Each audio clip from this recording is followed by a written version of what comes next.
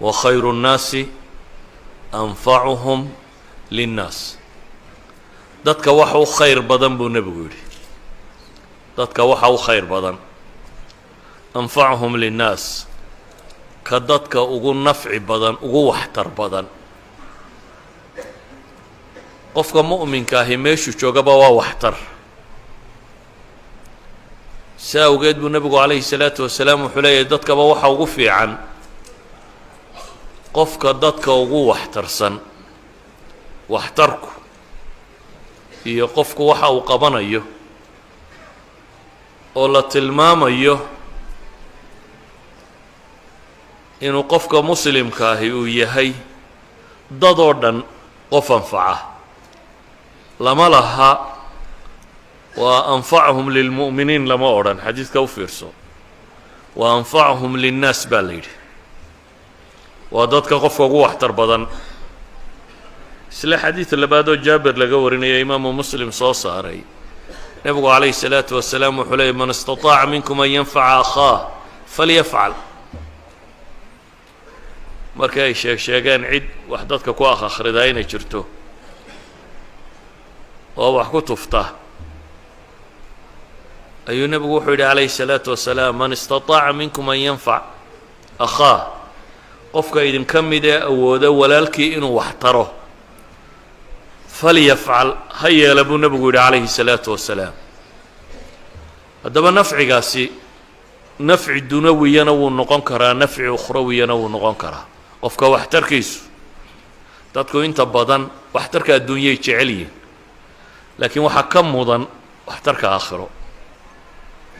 ilaahay subxaanaه wa tacaala qur-aanka wuxuu ku tilmaamayaa bini aadamku dhammaantii inuu khasaare ku sugan yahay in alle soo reebay mooyaane wاlcasr ina اlinsaana lafii khusr ila اladiina aamanuu wacamiluu الصaalixaat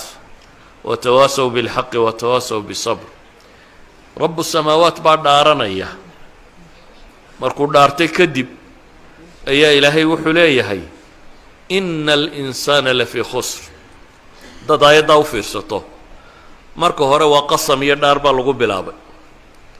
marka labaadna waa jumla ismiya marka saddexaadna inoo xarfu tawkiidaa lagu daray marka daba shanaadna maxaynu idhahnaa laan baa lagu daray intaasoo dhammi luga alcarabiya waa adawaatu tawkiid bay idhahdaan wax markaad rabto inaad adkayso oo senteniskaa sida ugu adag ee loo sheegi kara aad u sheegto ayaa ilaahay u sheegayaa subxaana wa tacaala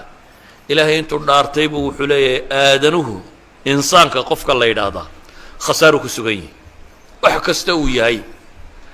yaa laga soo reebay waxaa laga soo reebay bes aladiina aamanuu wacamiluu الصaalixaat watawaasaw biاlxaqi watawaasaw bالصabr kuwa afar sifo laga helay iimaan laga helay camal wanaagsanna laga helay xaqana dardaarma sabirkana isu dardaarma xaq iyo sabirkaba isu dardaarmaya yacni waa qof diintana ku camal falay dadka kalena diinta gaadhsiinaya waxay yidhahdaan qofka daacigee dadka diinta ugu yeedha huwa anfacu الnaas aynamaa xal waa qofka waxtar ugu badan meel kasta uu joogaba maalan rususha iyo ambiyadu waa dadka koowaad ee bini aadamka xaqa ugu yeedha waa dadka koowaad ee isku daya dadka inay naar ka badbaadiyaan waa dadka koowaad ee dadka ugu yeedha inay janno u horseedaan sida awgeed iyagaa ugu anfac badan aakhiro iyo adduunba mabaadi dadka anfacaysay keenaan